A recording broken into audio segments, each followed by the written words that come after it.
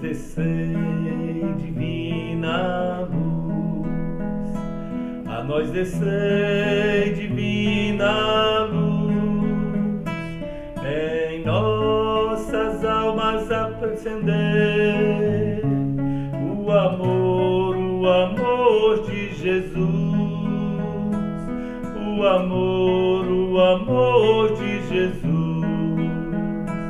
Divino Espírito descer, os corações vinde inflamar e as nossas almas preparar para o que Deus nos quer falar, e as nossas almas preparar para o que Deus nos quer falar. A nós descer, divina luz, a nós descer, divina luz, em nossas almas acender o amor de Jesus, o amor de Jesus.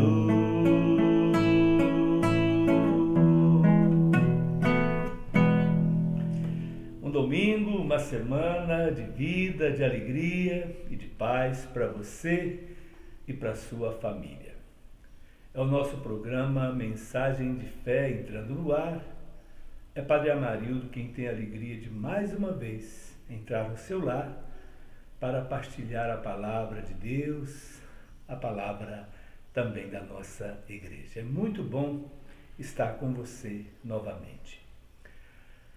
A palavra do Senhor na liturgia deste final de semana, 29º domingo do tempo comum, vem nos trazer um evangelho, um texto de fundamental importância para a nossa vida como cristãos, mas de uma forma muito especial para nós que fomos chamados a liderar comunidades cristãs, como diáconos, como presbíteros, como bispos. A palavra vem lembrar que os chefes devem servir. João e Tiago, filhos de Zebedeu, foram a Jesus para fazer um pedido. Sentarem-se um à direita e o outro à esquerda quando Jesus estiver no reino. Na cabeça de Tiago e João ainda aquela imagem do Messias que viria para Jerusalém para sentar no trono, para reinar sobre o povo, para ter também seus maiorais. Depois vemos no Evangelho que os outros discípulos se indignaram contra João e Tiago e um conflito se estabeleceu. Ao que Jesus os chamou e lembrou: olha, quem quiser ser o maior, se faça o menor. Quem quiser ser o primeiro, seja o servidor de todos. Os chefes devem servir.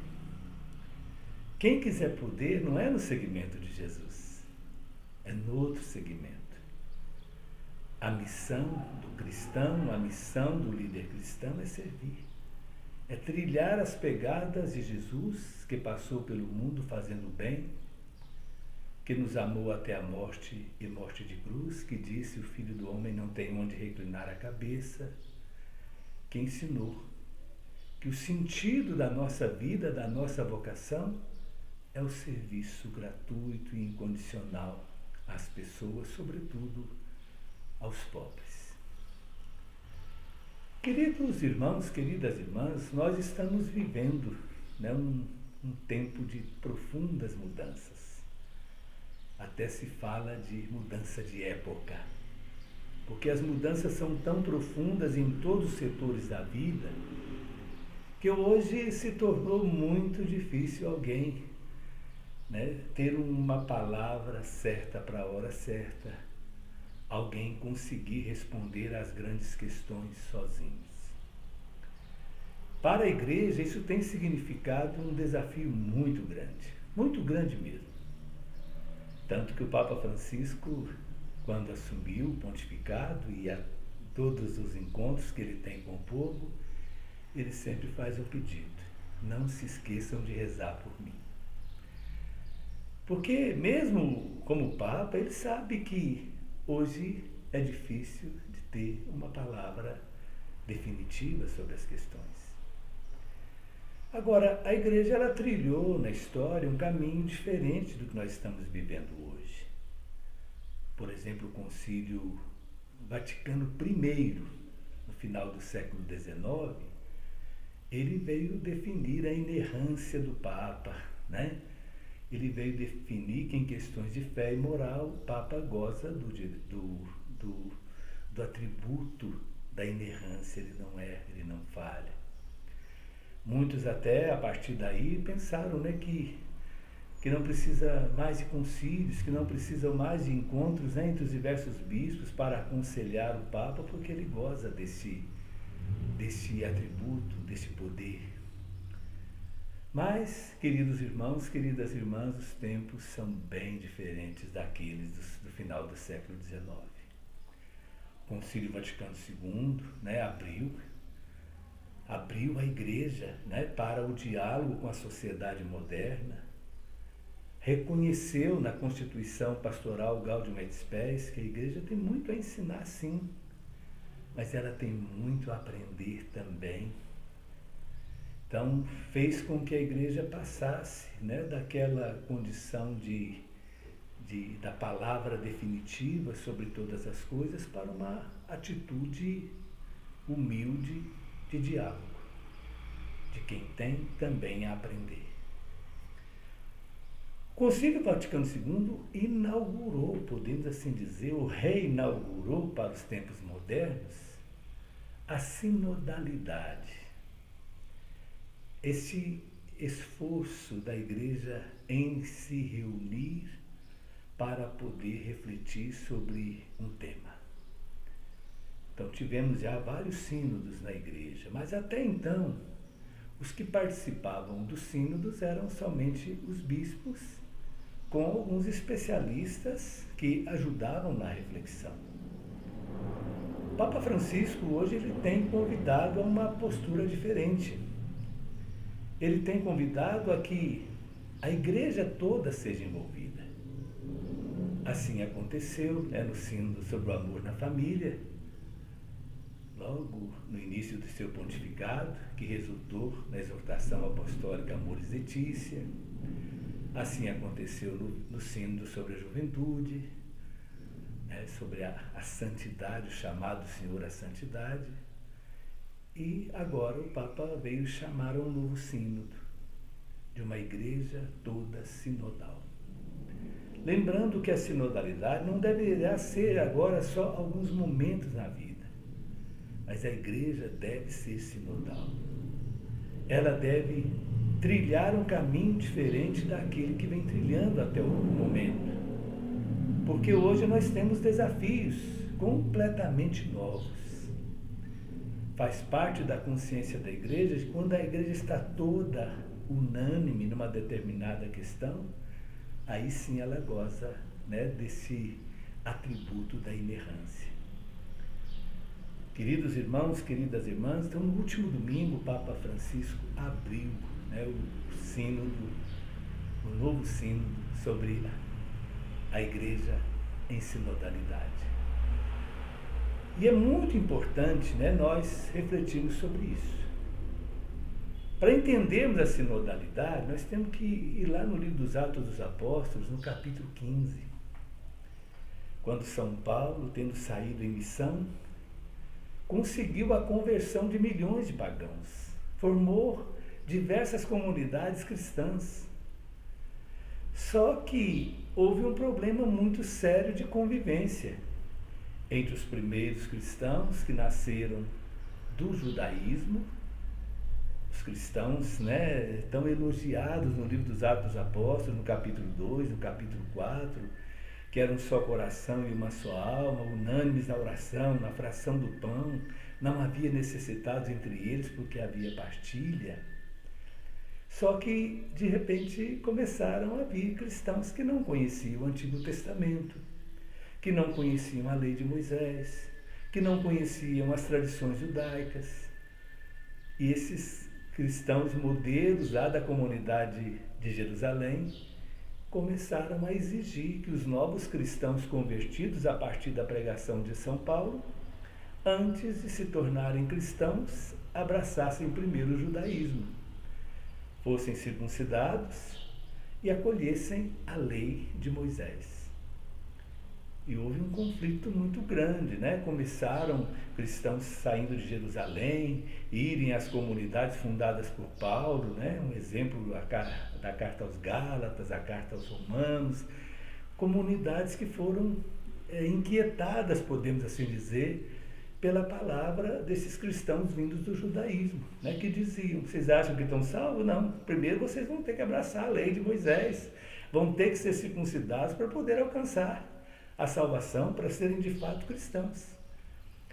Então Pedro não tomou uma decisão sozinho, como São Paulo também não tomou uma decisão sozinho. Se reuniram em Jerusalém para o primeiro concílio, o concílio de Jerusalém, para refletir sobre essa questão, impedir, né, que a igreja já na sua origem viesse a perder a unidade. Então aconteceu o concílio e as portas da fé foram abertas para todos os povos, para todas as nações, para todas as pessoas que fossem batizadas, crendo em Jesus, crendo na Santíssima Trindade, crendo na Bíblia como fonte de revelação, né? Crendo no poder redentor de Jesus e assim por diante. Queridos irmãos, queridas irmãs, a sinodalidade se expressa isso. Primeiro, no caminhar juntos na mesma estrada. O Papa Francisco lembrava isso na sua pregação do último domingo. Trilhar juntos a mesma estrada, caminhar juntos. Vem falar da importância do encontro. Então, nessa sociedade individualista, egoísta, vem chamar a importância do encontro. Vem chamar a importância do diálogo, da escuta atenta e respeitosa àqueles que vêm se encontrar conosco, ou que nós nos encontramos, da escuta atenta e respeitosa do diferente, da busca não da uniformidade, né, de uma camisa de força, né, que tornassem todos iguais, como os exércitos do Hitler marchando. Não, não é isso que a igreja pede. Não é uniformidade, é unidade, é convivência com as diferenças, é diálogo. Isso é muito bonito, é muito importante.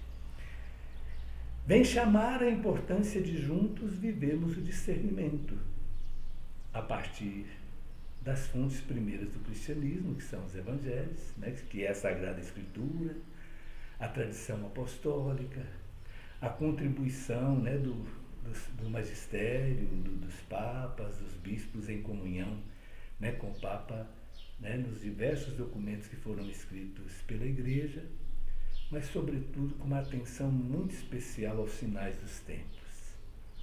Quais as perguntas que a sociedade atual apresenta à Igreja? Que perguntas a Igreja deve responder? E como responder? Então o Papa Francisco vem apresentar o caminho.